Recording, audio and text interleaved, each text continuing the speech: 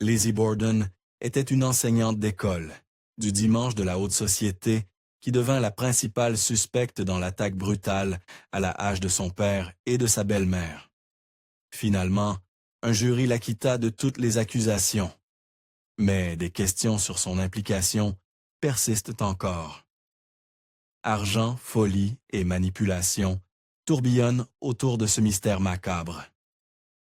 Bien que Lizzie Borden ait été déclarée non coupable des attaques à la hache de Fall River, des chercheurs modernes ont découvert de nouvelles preuves qui pourraient tout changer dans cette affaire. Restez avec nous pour en savoir plus à ce sujet plus tard. Lizzie Andrew Borden naquit en 1860 dans la prospère ville de Fall River, Massachusetts, un endroit où un crime aussi odieux qu'une attaque à la hache semblait inimaginable. Bien qu'issu d'une famille riche, son père, Andrew Borden, avait lutté dans sa jeunesse pour faire fortune. Cependant, lorsqu'il épousa Sarah Borden et eut Lizzie, les choses avaient radicalement changé. Le père de Lizzie, Andrew Borden, trouva la fortune dans la vente de meubles et de cercueils, avant de se lancer dans l'immobilier, le textile et la banque. En d'autres termes, lorsque Lizzie naquit, il était aussi riche, sinon plus, que les autres résidents de Fall River. En fait, au moment de son décès, son patrimoine valait 300 000 $, soit environ 10 millions de dollars aujourd'hui. Mais si la famille était riche, Lizzie ne vivait pas comme une princesse. Malgré ses richesses, Andrew Borden était notoirement frugal, peut-être même frustrant à cet égard.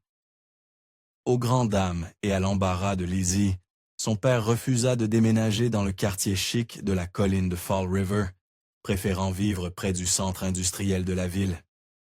Pire encore, la maison familiale n'avait pas de plomberie intérieure. Pourtant, Lizzie semblait heureuse. Lizzie et sa sœur aînée, Emma, auraient été les dernières personnes soupçonnées de tous méfaits. Leurs parents les avaient élevés avec de fortes valeurs chrétiennes. Lizzie enseignait à l'école du dimanche, soutenait des causes caritatives et occupait des rôles de leadership dans des groupes religieux comme la Christian Endeavor Society et la Women's Christian Temperance Union. Mais tout n'était pas ce qu'il semblait. Tragiquement, la mère de Lizzie, Sarah, décéda peu après lui avoir donné naissance. 3 ans plus tard, son père se remaria avec une femme nommée Abby Gray. Mais Lizzie et sa sœur Emma nourrissaient de sombres soupçons à l'égard de leur nouvelle mère. Elles pensaient qu'elle n'en voulait qu'à la fortune considérable de leur père. En fait, elles ne l'appelaient jamais que Madame Borden, refusant de la considérer comme leur mère. Les relations étaient le plus glaciales qu'on ne le savait. Bien que vivant sous le même toit, Lizzie et sa sœur Emma gardèrent une distance polie avec leur père et leur belle-mère. Selon la domestique de la famille, Bridget Sullivan, les sœurs évitaient souvent de prendre leur repas avec eux, un signe inquiétant de la tension qui régnait dans la maison des Borden. Quelques mois avant les brutales attaques à la hache qui allaient captiver la nation, Lizzie s'était apparemment prise d'affection pour des pigeons nichant dans la grange de son père. Elle était même allée jusqu'à leur construire un perchoir. Mais lorsqu'Andrew découvrit que des garçons du quartier s'y introduisaient pour les chasser, il massacra les oiseaux avec une hachette. Ce geste aurait, dit-on, mis Lizzie en rage, peut-être au point de fomenter une vengeance à la hachette. En juillet 1892, les tensions qui s'étaient accumulées dans la famille Borden atteignirent un point critique.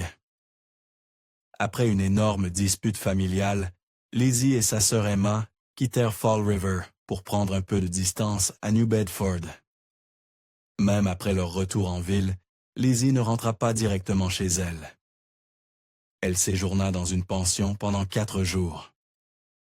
Une seule chose semblait l'avoir ramenée à la maison, l'argent. Comme Lizzie et Emma l'avaient ne soupçonné, leur belle-mère Abby semblait n'en vouloir qu'à l'argent de leur père. Et il semblait trop heureux de le lui donner. Andrew avait offert des biens immobiliers à Abby et à ses proches. Furieuses, les sœurs exigèrent leur part et reçurent finalement une propriété locative, Mais le mal était déjà fait. À la veille du bain de sang, l'oncle maternel de Lizzie, John Morse, passa pour une visite et resta dormir. Selon les rapports, lui et Andrew discutaient d'affaires, ce qui alimenta les spéculations selon lesquelles cette conversation, probablement à propos de l'héritage, aurait pu être la goutte d'eau qui fit déborder le vase pour Lizzie. Mais il y avait des preuves qu'elle avait déjà mis en route un plan terrible. Dans les jours précédant la terrible attaque à la hache, tout le monde dans la maison des Borden se sentit mystérieusement malade. Certains blâmèrent du mouton avarié, laissé à mijoter sur le poêle, tandis que d'autres, surtout Abby, craignaient une cause plus sinistre, un empoisonnement délibéré. Après tout, Andrew Borden n'avait pas beaucoup d'amis à Fall River. Plus tard, cette maladie mystérieuse attira l'attention sur Lizzie. La matinée du 4 août 1892 commença comme n'importe quelle autre. Après un petit déjeuner copieux avec toute la famille, le père de Lizzie, Andrew, et son oncle maternel, John Moores, s'assirent pour une longue discussion, probablement pour conclure leurs affaires. Vers 8h48, Morse partit faire des courses, et vers 9h00, Andrew partit pour sa promenade quotidienne. Mais ce sont les actions de Lizzie qui attirèrent l'attention. Habituellement, malgré la présence d'une domestique, le ménage de la chambre d'amis incombait à Lizzie et Emma. Cependant, pour des raisons inconnues, Abby Borden s'en chargea ce matin-là. Entre 9h00 et 10h30, elle monta à l'étage et fit face à un destin terrifiant.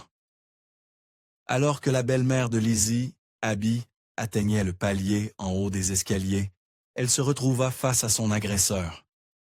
Mais avant qu'elle ne puisse réagir, elle reçut un coup dévastateur lorsque son assaillant la frappa à la tête, juste au-dessus de l'oreille, avec une hachette. L'attaque brutale fit tomber Abby au sol, où elle s'effondra face contre terre. Horrifiant, son agresseur n'en avait pas fini. Celui qui se tenait au-dessus du corps d'Abby lui asséna 17 autres coups terrifiants à l'arrière de la tête. L'attaquant mania la hache avec une telle force et porta tant de coups à la tête qu'il ne faisait aucun doute que c'était personnel. Et il n'y avait qu'une seule personne avec autant d'animosité envers Abby, Lizzie. Lorsqu'Andrew Borden rentra chez lui, à 10h30 le matin de l'attaque, quelque chose semblait déjà anormal. D'abord, la porte d'entrée se coinça lorsque la domestique Bridget Sullivan tenta de le laisser entrer. Mais alors que Sullivan pestait de frustration, elle entendit un son glaçant. Elle rapporta avoir entendu Lizzie rire depuis l'étage. Sullivan ne prétendit jamais avoir vu Lizzie, mais le son de ce rire était inoubliable. Lorsqu'Andrew réussit enfin à entrer, le corps atrocement mutilé de sa femme gisait déjà au 2e étage, clairement visible depuis l'escalier. Pourtant, lorsque le père de Lizzie, Andrew, lui demanda où était Abby, Lizzie prétendit qu'un messager l'avait appelé pour rendre visite à une amie malade. Les événements suivants ne firent qu'ajouter à la confusion.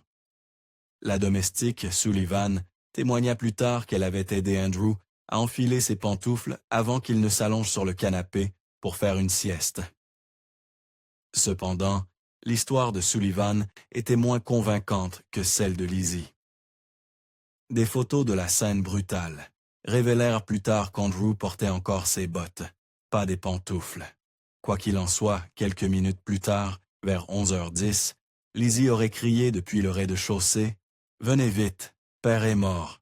Quelqu'un est entré et l'a massacré. » Le cri de Lizzie, coupable ou non, dut être glaçant. Son père, son corps sans vie affalé dans le salon, avait subi un sort encore plus atroce qu'Abby. Son assaillant l'avait frappé au moins 10 fois avec une arme semblable à une hachette directement au visage, au point qu'un coup avait proprement fendu son œil en deux. Lorsque Sullivan arriva, le corps encore frais, ruisselant de sang, suggérait que l'attaque venait tout juste de se produire avant que Lizzie ne crie. Malgré l'évidence que son père n'était plus en vie, Lizzie ordonna à Sullivan d'aller chercher le médecin de famille, le Dr. Bowen. Heureusement, il vivait juste en face. Cependant, une réponse rapide n'aurait rien changé. Andrew et Abby Borden étaient deux partis, victimes d'une attaque brutale dont la sauvagerie n'était surpassée que par son apparente absurdité. Lorsque les détectives arrivèrent sur les lieux, ils commencèrent à interroger Lizzie pour comprendre ce qui s'était passé. Mais au lieu de réponse, elle ne leur donna que plus de questions et beaucoup de soupçons. Les réponses de Lizzie étaient étrangement incohérentes. À un moment, elle prétendit avoir entendu un gémissement ou un bruit de grattement avant d'entrer dans la maison. 2 heures plus tard, cependant, elle affirma n'avoir rien entendu du tout. Ce n'était pas la seule chose qui semblait étrange. Les détectives qui interrogeaient Lizzie Borden remarquèrent rapidement son calme troublant et son attitude apparente. Malgré le fait que son père et sa belle-mère venaient d'être sauvagement massacrés, Lizzie ne versa pas une larme. Certains officiers pensaient qu'elle semblait étrangement calme et posée compte tenu des circonstances. Ils auraient dû écouter leur instinct. Malgré ses déclarations erratiques et son comportement étrange, les officiers ne semblèrent pas suspecter Lizzie au départ. En fait, ils étaient si confiants en son innocence qu'ils ne la fouillèrent jamais pour chercher du sang. Ils effectuèrent une fouille superficielle de sa chambre, admettant plus tard qu'ils ne voulaient pas trop insister, car elle prétendait ne pas se sentir bien. Alors que Lizzie se retirait dans sa chambre au sous-sol, les officiers firent une découverte surprenante. Là, ils trouvèrent 2 haches, 2 hachettes et une tête de hachette particulièrement accablante avec un manche cassé. Contrairement aux autres, la tête de hachette semblait avoir été saupoudrée de cendres, peut-être pour donner l'impression qu'elle n'avait pas été utilisée depuis longtemps. À la suite de la double tragédie, les autorités envisagèrent une possibilité troublante, l'empoisonnement. Après tout le monde dans la maison des Bordon avait été terriblement malade quelques jours avant l'attaque.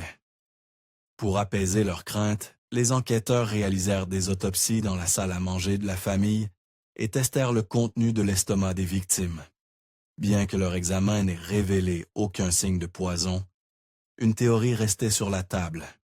Quelques jours avant les attaques, au moment de la maladie inexpliquée de la famille, un pharmacien local affirma que Lizzie Borden était venue demander à acheter de l'acide hydrocyanique, prétendument pour nettoyer un manteau de fourrure.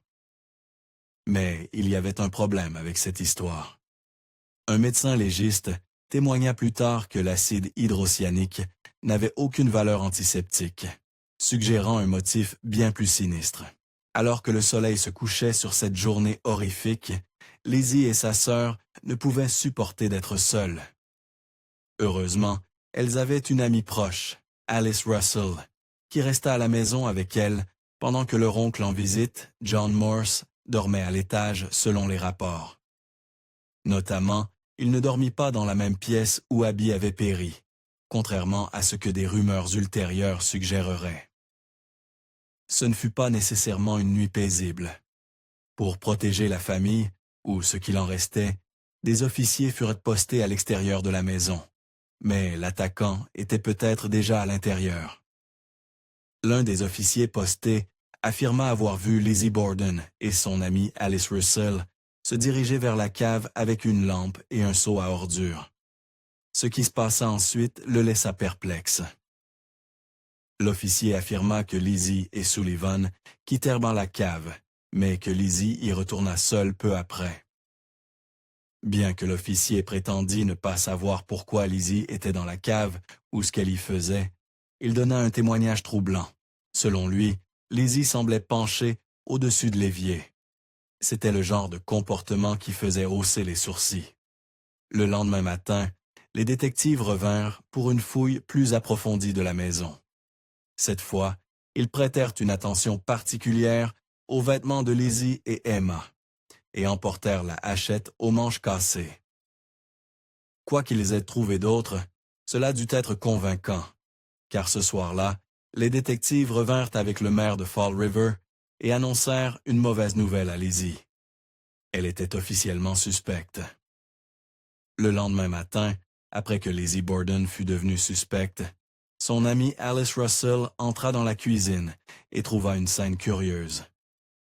Lizzie était là, en train de déchirer une robe. Lorsqu'on lui demanda ce qu'elle faisait, Lizzie répondit qu'elle prévoyait de la brûler, car elle l'avait tachée avec de la peinture. Malheureusement, les autorités ne déterminèrent jamais si c'était la même robe qu'elle portait le jour du bain de sang.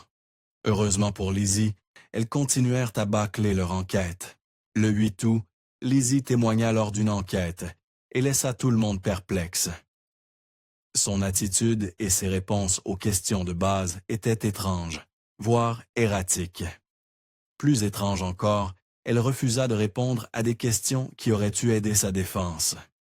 La seule explication à son comportement était qu'un médecin lui avait prescrit de la morphine pour calmer ses nerfs.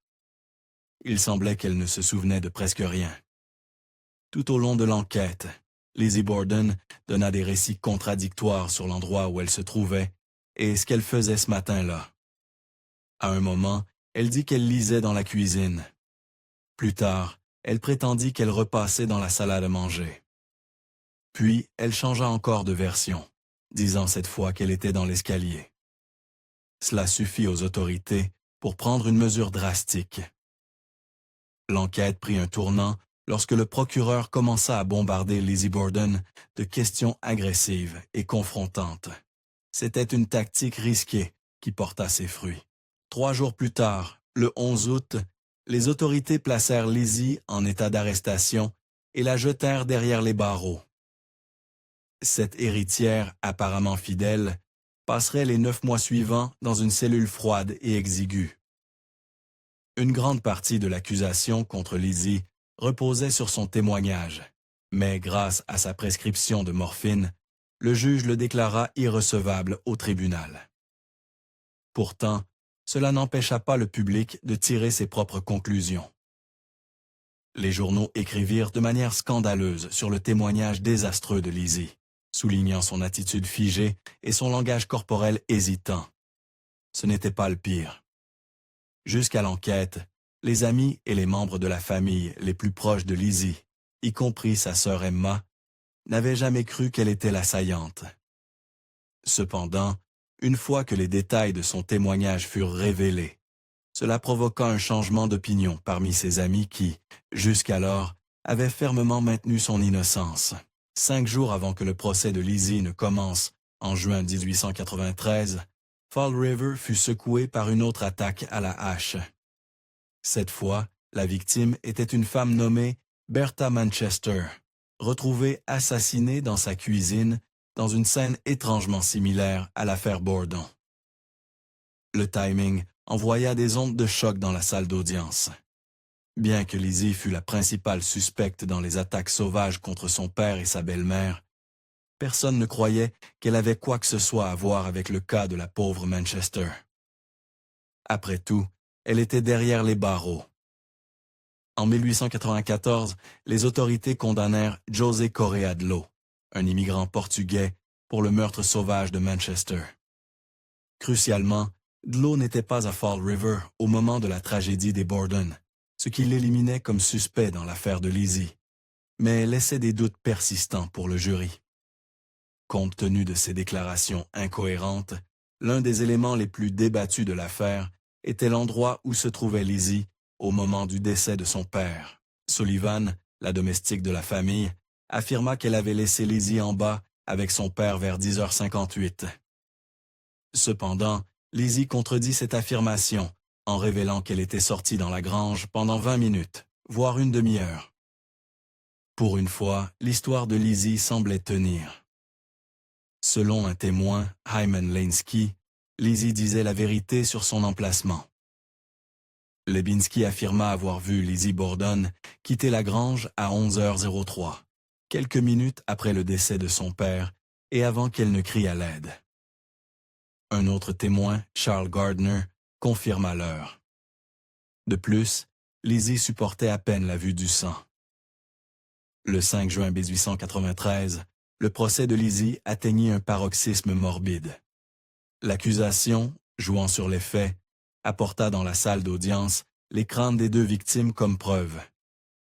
À la simple vue du crâne brisé de son père, Lizzie fut submergée et s'évanouit dans la salle.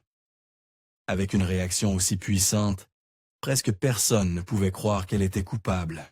Après seulement 90 minutes de délibération, le jury revint avec un verdict qui divisa profondément les opinions à Fall River et à travers la nation. Lizzie Borden, dirent-ils, n'était pas coupable.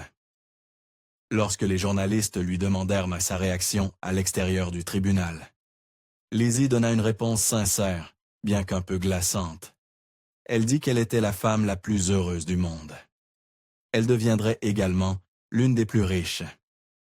Après le procès, Lizzie Borden et sa sœur Emma quittèrent leur ancienne maison et tous ses souvenirs sanglants pour s'installer dans le quartier chic de la colline de Fall River.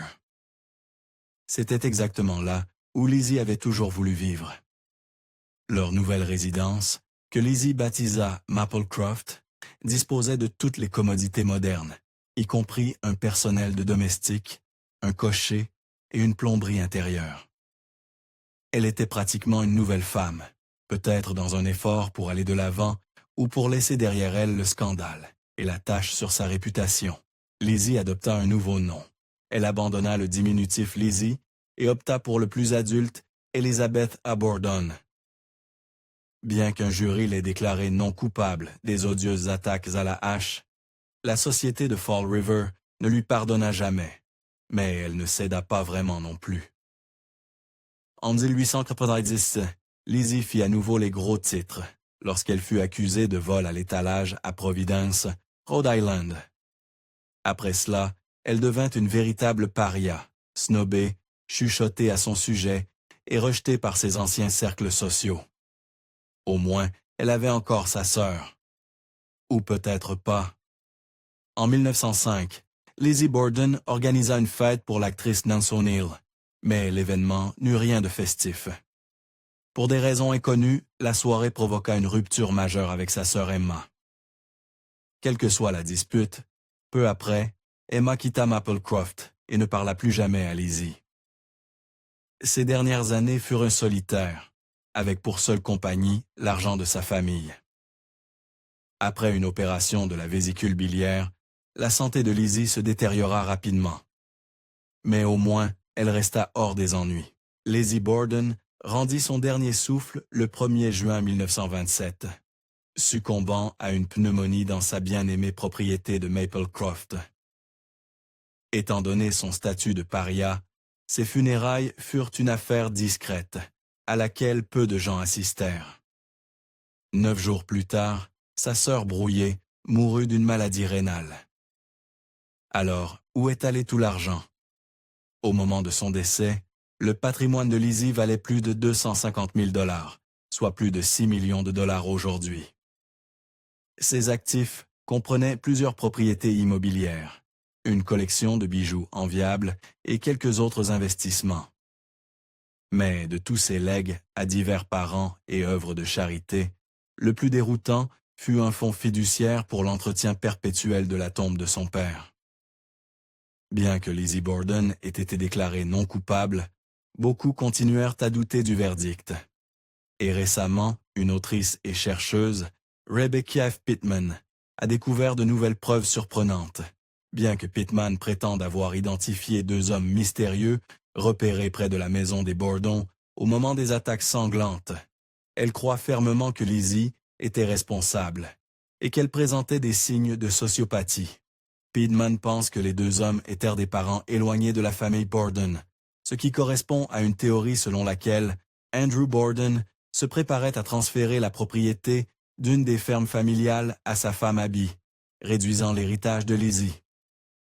Le mari de Pittman a également réalisé des expériences pour prouver que Lizzie aurait pu effectivement casser le manche de l'une des hachettes utilisées dans le crime. Merci d'avoir regardé History Exposed.